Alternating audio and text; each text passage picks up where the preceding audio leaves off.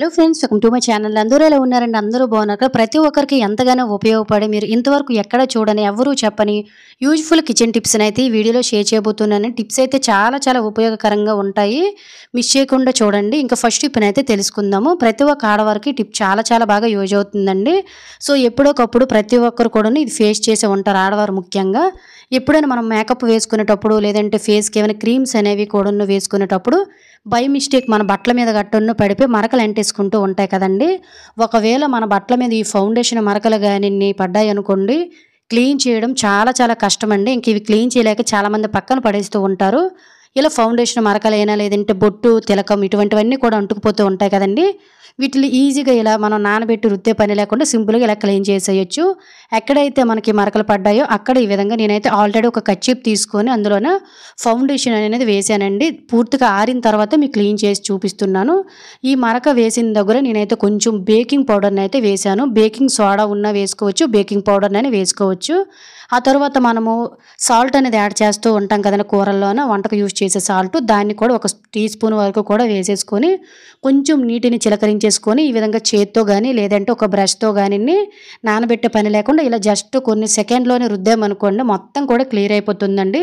కొంచెం సాల్ట్ అనేది యాడ్ చేసుకుంటూ కొంచెం వాటర్ని చిలకరించేసుకుంటూ, ఒకవేళ జిడ్డు లాంటిది గట్టున ఏమైనా ఉందనుకోండి కొంచెం విమ్ లిక్విడ్ కానీ లేదంటే షాంపూ సరపు గట్టున ఏదైనా ఉన్నా కూడా వేసుకున్నాం అనుకోండి, జిడ్డు లాంటిది కూడా ఏదైనా పోతుందనమాట. జస్ట్ నేను ఇలా కొద్దిగా విమ్ లిక్విడ్ వేసి చేతితో రుద్దేశానండి, మొత్తం పోయింది కొన్ని క్షణాల్లోనే.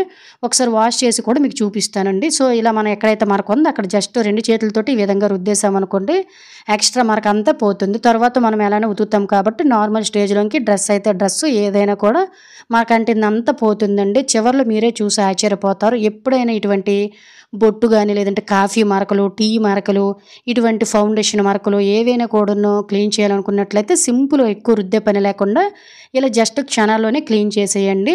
సో చూసారు కదా, మీకు కర్చీప్ అయితే చూపించానండి. చాలా సింపుల్గా ఎక్కడ కూడా ఒక్క చిన్న మరక కూడా లేకుండా అసలు మనం ఎక్కడ మరక పెట్టామనేది కూడా తెలియలేదు. చాలా సింపుల్గా ఫౌండేషన్ మరకలు అనేవి పోయాయి. యూజ్ అవుతుందండి, ట్రై చేయండి. ఇంకా సెకండ్ టిప్ అనేది తెలుసుకుందాం. ప్రతి ఒక్క ఆడవారికి కూడా టిప్ ప్రతిరోజు చాలా బాగా యూజ్ అవుతుందండి. మనలో చాలా మంది రోజు కూడా నుదుటిని కానీ లేదంటే నార్మల్గా బొట్టు కింద కూడా కుంకుమ అనేది పెడుతూ ఉంటారు కదండి. కుంకుమ అనేది ఇలా పెట్టామనుకోండి సరిగ్గా అంటదు. అలాగే గాలి వెయ్యగానే వెంటనే మనకి రిమూవ్ అయిపోతుంది. అలాగే కంట్లోని గట్టును ఎగిరిపోతుందండి. అలాగే చాలామందికి కుంకుమ పెట్టుకునే ప్లేస్లో పుండు కూడా అయిపోతుందండి. నల్లగా మచ్చ అనేది ఏర్పడిపోతుంది. ఇలా నల్లగా మచ్చ రాకుండా, అలాగే ఎటువంటి ఇన్ఫెక్షన్స్ కూడాను మనకి కుంకుమలో కెమికల్స్ ఉంటాయి కాబట్టి ఇలా ఇన్ఫెక్షన్స్ అనేవి కూడాను రాకుండా, కుంకుమ అనేది మళ్ళీ మనం తీసినంత వరకు కూడాను అలానే ఉండాలంటే సింపుల్గా ఇలా చిన్న ట్రిక్ని అయితే ట్రై చేయండి. మనం కుంకుమ పెట్టుకునే ప్లేస్లో కొంచెం వ్యాజిలైన్ కానీ మాయిశ్చరైజేషన్ క్రీమ్ని కానీ లేదంటే ఫేర్ అండ్ లవ్లీ గంట రాస్తూ ఉంటాం కదా ఫేస్కి, దాన్ని కొంచెం ఇలా మనం జస్ట్ అంటించేసుకుని దాని మీద కుంకుమ అంటించేసామనుకోండి, కుంకుమ అనేది చెదిరిపోకుండా అలానే ఉంటుందండి. మనం బండి మీద ట్రావెల్స్ చేసేటప్పుడు కూడా కంట్లో ఎగిరిపోవడం లేదంటే బొట్టు పెట్టిన ప్లేస్లో నల్లగా కురుపుల్లా కూడా కొంతమందికి అయిపోతూ ఉంటాయి ఇన్ఫెక్షన్స్. అవి ఏవి ఉండవు. చూసారు కదా, కుంకుమ పెట్టగానే మనం స్టిక్కర్ పెట్టినలాగా అయితే ఉంటుంది. చాలా నిండుగా కూడా ఉంటుందండి.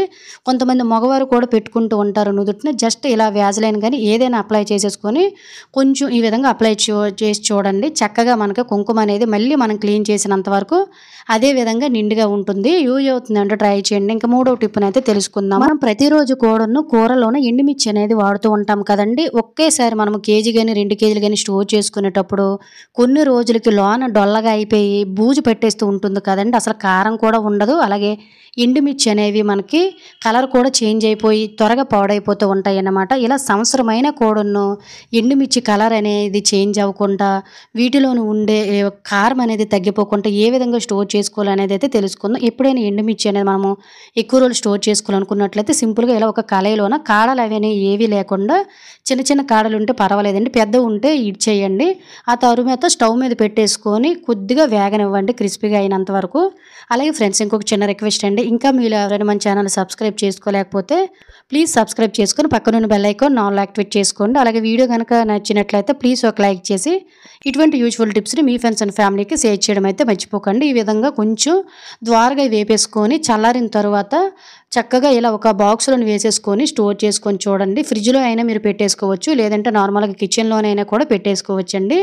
ఇలా వేపడం వల్ల ఎండుమిర్చి అనేది టేస్ట్ పెరుగుతుందండి. ఒకవేళ మనం వాడే కూరల్లో కూడాను రుచి మరింత పెరుగుతుంది. సంవత్సరం పాటైనా కూడాను మనకి ఎండుమిర్చి కారం గానీ, కలర్ గానీ తగ్గిపోకుండా, బూజు పట్టిపోకుండా చక్కగా స్టోర్ చేసుకోవచ్చు. దీనివల్ల మన మనీ కూడా సేవ్ అవుతుంది. యూజ్ అవుతుందంటే ట్రై చేయండి. ఇంకా 4వ టిప్‌నైతే తెలుసుకుందాం. ప్రతిరోజు కూడా మనకి ఇంట్లోని ఈ చిట్కా చాలా బాగా యూజ్ అవుతుందండి. నెయ్యి అనేది ఏ సీజన్‌లో అయినా కూడా మనకి ఈ విధంగా గడ్డలాగే ఉంటుంది కదా! ఒకవేళ అందులోనే యాడ్ చేయాలనుకునేటప్పుడు గడ్డలా ఉంటుంది. దాన్ని ఇటువంటి బాక్సెస్‌తో వేడి చేసే పని లేకుండా సింపుల్‌గా ఎలా వేడి చేసుకోవాలనేదైతే తెలుసుకుందాము. ఒక స్పూన్‌ని గాని, గరిటెని గాని తీసుకొని ఈ విధంగా కొంచెం వేడి చేసేయండి స్టవ్ మీద వీడియోలో చూపిస్తున్న విధంగా.